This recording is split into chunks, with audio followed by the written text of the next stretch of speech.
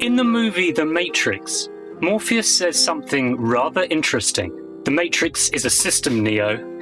That system is our enemy. But when you're inside, you look around, what do you see? Businessmen, teachers, lawyers, carpenters, the very minds of the people we are trying to save. But until we do, these people are still a part of that system. And that makes them our enemy. You have to understand, most of these people are not ready to be unplugged. And many of them are so inert, so hopelessly dependent on the system that they will fight to protect it. Are you trapped inside the system? Ask yourself this. Would I continue in the job I now have if I were not paid for it? If not, you're probably in serious spiritual danger. Keep watching, because in this video, I'm going to explain why this is. Most of us know deep down that there is something wrong with the system.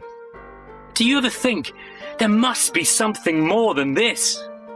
Yet we stay where we are because we think it's impossible to live without what the system offers.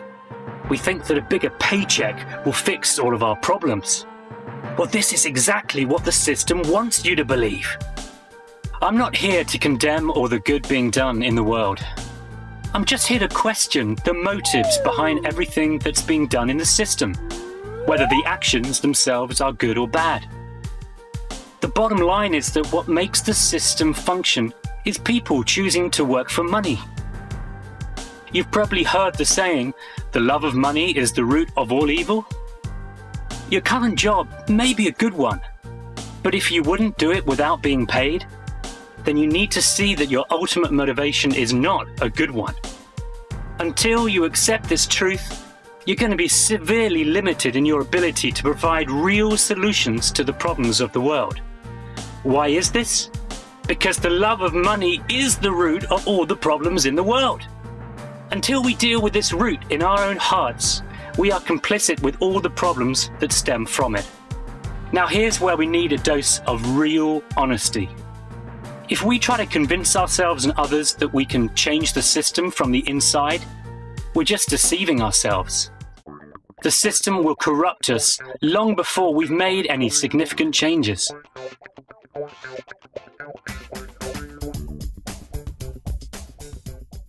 Helping people is crucial, but the way to truly help someone is to break them free from the system of financial slavery.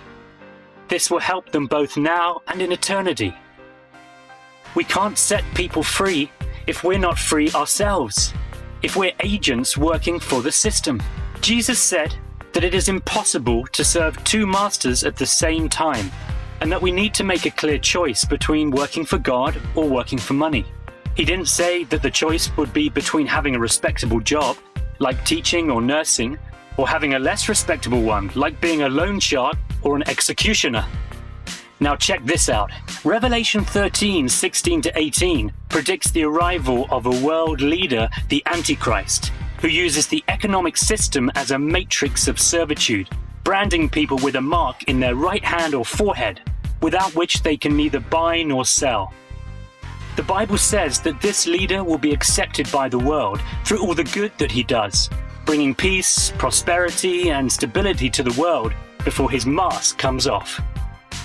During the Antichrist's reign, good, law-abiding citizens will continue to be paid to perform surgeries, teach children, and run charities and other services.